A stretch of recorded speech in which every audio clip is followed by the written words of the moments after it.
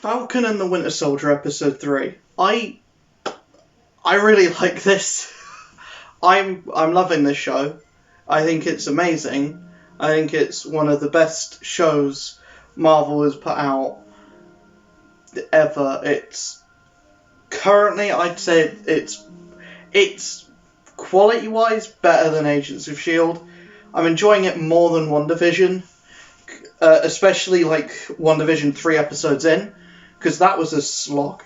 And this is just like, it's just the longest action movie you can have, but it's also the quickest action movie you can have, because there's always something going on, there's always something interesting, and everything just feels like it needs to be there, if that makes sense.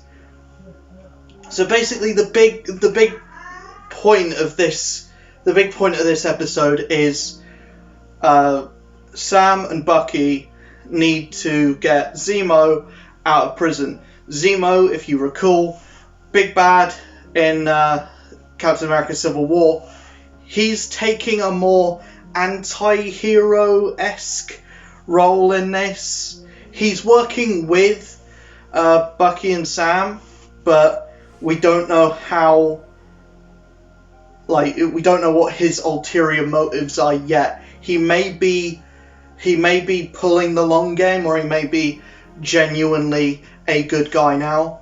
I hope he's a good guy, because I like him. I like his character in this. I like his I like having him with Sam and Bucky. I feel like that dynamic, you already have these two characters that already are butting heads, and then you've got another character that butts heads with both of them. So it's kind of this triangle of like banter between the three of them, and it works so well, and I feel like the quips and the banter this episode was some of the best we've seen so far. We have a little bit more of John Walker. They focused a lot on him the last episode, so this episode we have a little less of him.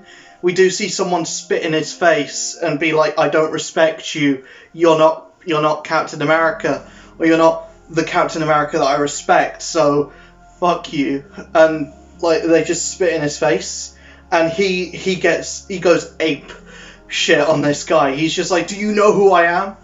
And the guy's like, yes, and I don't care.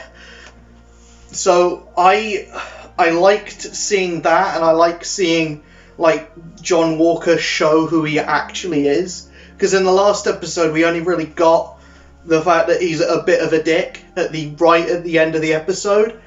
But now what we have is a Captain America that's a douchebag, basically, and I don't know if he's going to be the full-on bad guy at the end of this, if Zemo's going to be the bad guy, if the Flag Smashers are going to be the big bad at the end.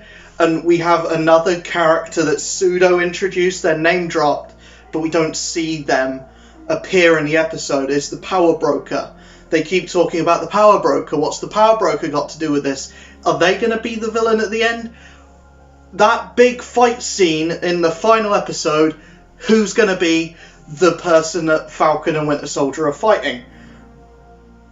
Will it be Zemo? Will it be the Flag Smashers? Will it be US Agent? Will it be the Power Broker? Or is it going to be all of them? Is it going to be this big, massive thing where all of the bad guys just team up and try and kill Falcon and Winter Soldier? That'll probably be it, actually. If that is it, and I've just said the final episode plan, then I don't know, I'm a genius, I guess, but I doubt that's what the final episode's going to be. So really, also Sharon's in this, and her role in this is more than what she got to do in the two Captain America films that she was in, but she's also, what it seems like, not going to be in the rest of the series, which is weird because she's in all the promotional stuff, but she's only going to be in one episode. I feel like they're going to show more of her. I hope they do, because she's a cool character, and she actually does stuff in this episode. She does the majority of the fighting in this episode.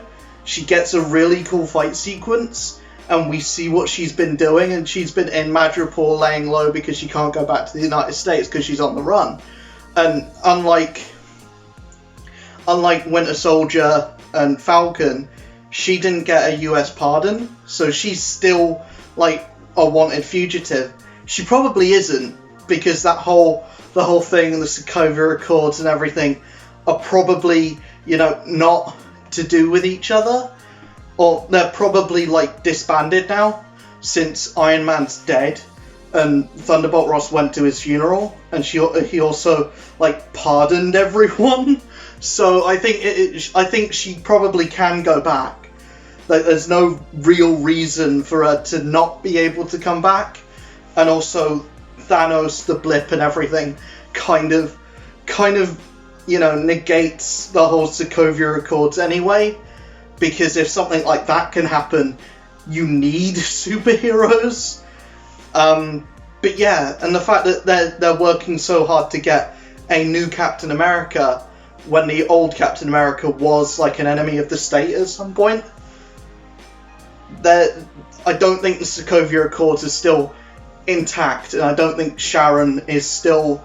I don't think she should still be on the run, and the fact that she is, and she's been on the run for 5 years and no one has found her yet, or the fact that she's in this like country with no laws, no governing state, nothing, it's just like a free-for-all.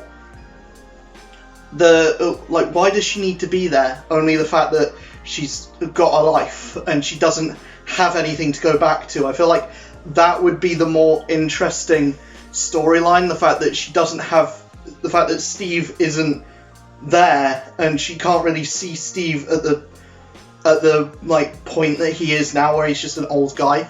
We don't know if he's actually dead or not. That would have been a more interesting angle as to why she's stayed in Madripoor and why she doesn't want to go back.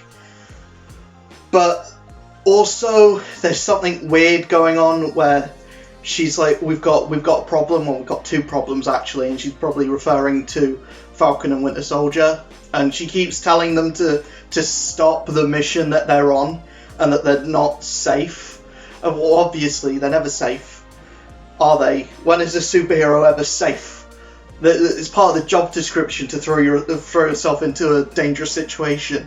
But anyways, the end of the episode is pretty interesting, where we see just a member of the Dora Milaje show up and be like, I want to where is Zemo? Where is Zemo? And obviously they find the Winter Soldier, or they find Bucky, because Bucky spent a few years in Wakanda as the White Wolf. So the fact that they're in this is cool. I don't expect any other member of the Dora Milaje to show up. I don't expect like Shuri or like Okoye to show up. It'll probably just be this one member of the Dora Milaje, like the one that was in Civil War. I think she was in Civil War. I don't know, but anyways, I love this episode. I think it's great. I think this whole show is great. I think it's done. It's made me care about characters that I didn't really care about before, and it's done with them the exact thing that I wanted to do with them, which is focus on the banter of the two characters and what makes them what made them work in the Captain America movies. Like why they work so well together is because they don't work well together is the thing. And throwing Zemo into the mix now is, it's some of the most entertaining and some of the most funny without trying to be funny scenes in the MCU so far. Like, Zemo went from the most forgettable villain in the MCU. He wasn't like, he didn't need to be in Civil War. He didn't have his outfit, he didn't have anything that could have made you think this is the Baron Zemo that's in the comics, apart from the name Zemo. In this, he's actually a character, and you make him likable. This show did what the movie couldn't do, which is make Zemo likable. And yeah, I loved it. What else can I say? If you enjoyed the video, hit that like button, subscribe, hit that